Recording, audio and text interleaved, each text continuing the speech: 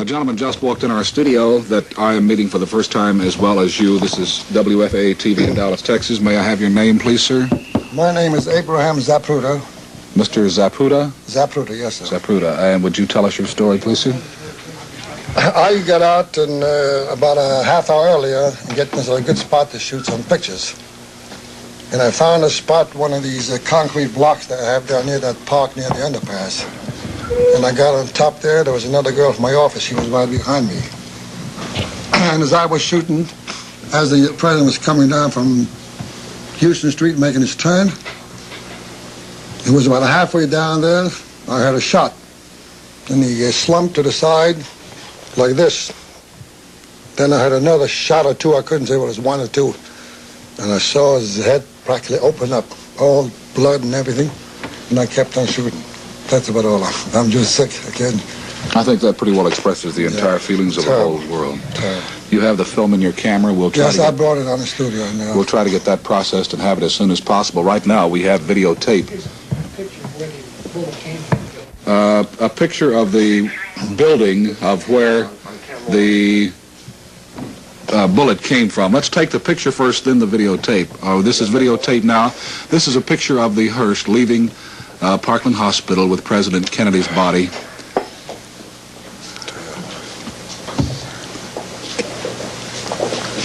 As I understand it, the body is being taken to one of the funeral homes here in Dallas.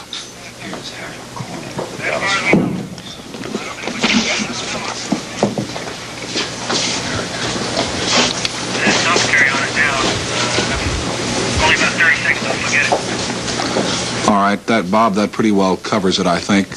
This is the same hospital that President Kennedy visited in his visit here in 1961. It is not? Excuse me.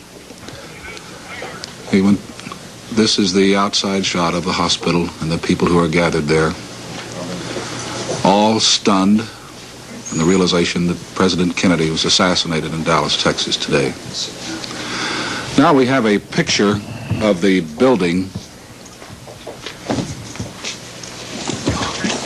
There's a picture of the building that one of the boys took, showing possibly one of the windows that